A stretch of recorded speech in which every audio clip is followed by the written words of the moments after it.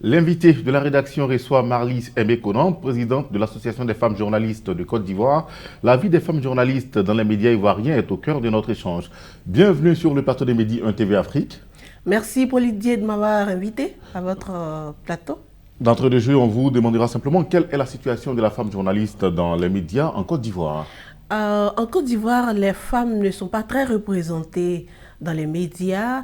Quand on prend par exemple les postes de responsabilité, on a un nombre important d'hommes qui occupent les postes de responsabilité, mais au niveau des femmes, c'est quelques femmes qui, quand on prend par exemple au niveau de la télé nationale, on a une femme qui est directrice de l'information, une femme qui est directrice de la régie publicitaire, au niveau des deux radios nationales, on a des femmes qui occupent donc les directions.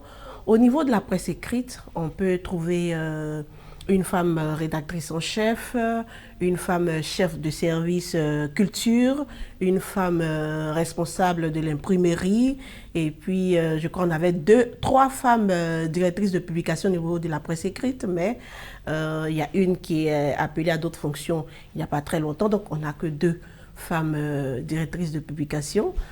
Sur combien? Donc vous trouvez que c'est maigre? C'est peu, le pourcentage est peu. C'est peu. Au niveau également des radios de proximité, on n'a que 4 à 5 femmes qui sont directrices de radio sur une centaine de radios en Côte d'Ivoire. Donc le pourcentage est très faible. Il faut que ça change. Vous n'êtes pas satisfaite, c'est ça? Non, non, non. Il faut que ça change. On a plusieurs postes de responsabilité dans nos rédactions, dans nos entreprises de presse. Les femmes sont compétentes. Donc, il faut qu'on puisse faire la part belle aux femmes qui sont compétentes. On n'a pas dit de donner les postes aux femmes qui ne méritent pas. Mais il faut donner aux femmes qui ont les diplômes, les mêmes diplômes que les hommes, qui occupent ces postes de responsabilité. Alors, autre préoccupation majeure, comment se fait votre collaboration avec les hommes sur le terrain, on va dire, durant les couvertures médiatiques? Les hommes, il y a certains hommes, on ne va pas tous les condamner, il y a certains hommes qui sont efforchés, qui aident les femmes peut-être à porter leur caméra, parce qu'on a des femmes JRI. Tout à fait. Voilà, ces hommes-là peuvent les aider à prendre leur matériel, mais il y a des hommes qui ne font pas de cadeaux aux femmes. Sur le terrain, au niveau des reportages, qui ne font pas de cadeaux. On a vu plusieurs femmes photographes violentées sur les lieux de reportage. Non, mais là, c'est la guerre des images, n'est-ce pas? Voilà, c'est la guerre des images, mais il faut le faire avec... ce n'est pas parce que c'est une femme, il faut prouver qu'elle ne peut pas, et donc il faut la barrer. Pourtant, quand c'est un homme, on lui fait une petite ouverture pour qu'il puisse faire ses images. Voilà, c'est pas très bon, donc c'est ce que nous décrions. D'accord, mais il faut reconnaître aussi que le métier de photographe ou caméraman, c'est un métier qui requiert la force, n'est-ce pas? La force physique, c'est vrai, mais on ne va pas dire que la femme n'a pas cette force-là. On a des femmes photographes qui ont de belles images. On a vu des femmes qui ont fait des expositions photos. Ces photos-là, on n'a jamais vu avec les hommes. Donc ça veut dire que la femme peut. Ce que l'homme peut faire, la femme photographe peut faire. Vous êtes à mesure de faire tout le boulot, c'est ça? Tous les boulots. D'accord. Vous avez créé récemment l'Association des femmes journalistes de Côte d'Ivoire. Quels sont les objectifs de sa création et quelle est sa particularité par rapport aux autres associations sur le terrain? Bien, l'Association des femmes journalistes de Côte d'Ivoire, il faut dire qu'on a déjà l'AFJ France qui existe. Donc, nous visons l'international. Nous visons à promouvoir les droits de la femme dans les médias, parce que nous sommes des femmes journalistes. Et nous, notre âme, notre rôle, notre partition, c'est nos plumes, c'est nos productions. Et donc, à travers nos productions, il faut qu'on puisse vulgariser, n'est-ce pas, les droits de la femme et des enfants. Parce que quand on parle de femme, il y a forcément l'enfant à côté. Donc, nous voulons vulgariser les droits de la femme et des enfants à travers les médias. En même temps, faire la promotion de ces femmes-là qui sont compétentes, qui existent en Côte d'Ivoire. On a dans les médias, on ne voit que les femmes qui sont exposées par rapport à leur forme généreuse. Mais il y a des femmes compétentes. que ce soit au niveau politique, que ce soit dans l'agriculture, que ce soit dans le vivrier, que ce soit même dans la recherche. On a des femmes qui sont compétentes, qui sont là, qui se sont démarquées des autres femmes ou même des autres hommes, mais qui ne sont pas vues, qui ne sont pas mieux vues à travers les médias. Donc c'est un peu notre rôle que nous nous assignons, vulgariser, faire promouvoir la femme. Faire la promotion de la femme. La promotion de la femme. À travers les médias. À travers nos médias. C'est bien ça. D'accord. Vous existez depuis combien de temps déjà? Il faut dire que nous existons il y a quelques années, on va dire 3 ans, mais c'est récemment, l'année dernière, que nous avons voulu faire les choses dans les règles de l'art. Nous avons élu une présidente que je suis. Vous êtes d'ailleurs. Voilà, avec un bureau, une secrétaire générale. Et donc, c'est depuis l'année dernière que nous avons mis en place cette structure.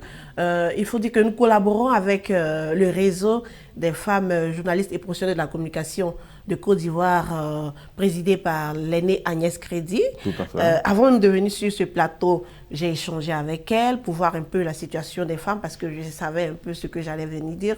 Donc, pour dire que nous collaborons avec elle, nous faisons partie de ces réseaux, mais le réseau est différent de l'association. Et la différence se situe à quel niveau? La différence, c'est que c'est un réseau. C'est un réseau. Le réseau, c'est un réseau. Et une association, c'est une association. Voilà. D'accord. Et là, vous existez depuis 4 ans, vous l'avez si bien dit. Depuis Oui. 4 mois, c'est ça? 4 ans, 4 mois? Non, j'ai dit que nous existons de façon informelle depuis, on va dire, 3 à 4 ans. Mais nous existons de façon formelle depuis l'année dernière. Donc, on va dire, nous sommes dans notre 2e année. D'accord. Et pendant ce temps, quelles sont les activités que vous avez déjà menées sur le terrain? Bien, il faut dire que nous voulons être compétitives. Si nous exigeons, si nous voulons des postes de responsabilité, il faut que nous puissions nous vendre. Et il faut que nous puissions être à mesure d'occuper ces postes de responsabilité. Donc, nous avons axé nos actions sur la formation. Nous avons eu pas mal d'ateliers à l'endroit des femmes. On a fait des ateliers sur le genre, la prise en compte du genre dans nos productions. On a fait pas mal de formations, de mise à niveau. Il faut qu'on puisse, parce qu'il y a des femmes qui sont dans le métier, ça fait des années, il faut se mettre à jour, il faut leur apprendre, par exemple, si elles ne sont pas JRI, apprendre à être JRI. Parce que quand vous partez sur le terrain faire vos images avec une autre personne, c'est-à-dire un caméraman, et que vous voulez, peut-être que ce n'est pas ce que vous voulez qu'il va filmer pour vous. Mais si on apprend aux femmes de prendre la caméra, moi j'encourage les femmes à prendre la caméra, parce que je suis JRI, tu peux prendre tes images que tu veux. Et quand tu as fini de prendre tes images, tu vas écrire, mais il faut aussi savoir faire le montage. Donc, ça te rend autonome en fait. Ça te rend autonome et ça te rend aussi compétitive. Parce que si on a des voyages en vue à l'extérieur du pays, où il y a un problème de place et qu'on veut un JRI ou une JRI, toi tu es JRI, alors tu peux compétir comme les hommes. Comme les hommes. Voilà. D'accord. Donc nous avons axé notre action sur les formations et puis nous sommes aussi dans... On va dire, il y a aussi l'entraide. Donc, nous aidons quand il y a une personne, une femme qui a un problème ou un événement heureux ou malheureux, nous l'assistons. Une sorte de mutuelle. Bien sûr, nous l'assistons. D'accord. Nous sommes pratiquement au terme de cette interview, on va dire de cette émission. Vous avez certainement un mot de fin, Marlise Mbé-Konan.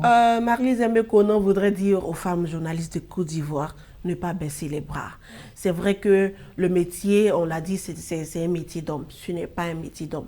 C'est un métier que Dieu a voulu inspirer les hommes à exercer. Et donc, nous, femmes, nous pouvons exercer. Le journalisme, ce n'est pas un métier d'homme. Ce n'est pas un métier d'homme. On a des femmes compétentes. Tout à l'heure, j'ai cité Agnès Crédit.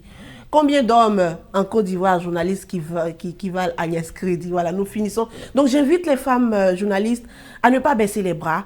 C'est vrai que dans les rédactions, sur le terrain, vous allez recevoir des coups, mais ne baissez pas les bras. Ne vous découragez pas. Prenez votre vie en main. Dites-vous que si vous avez un homme qui tape sur la table, vous aussi tapez sur la table. S'il se lève, vous aussi levez-vous. S'il apprend autre chose que vous ne connaissez pas, mettez-vous à niveau, apprenez, allez vous former et soyez compétitifs parce que nous voulons occuper aussi des postes de responsabilité, nous voulons occuper les médias. Merci d'être passé sur le plateau de Medi 1 TV Afrique. Je vous en prie, c'est moi qui vous remercie.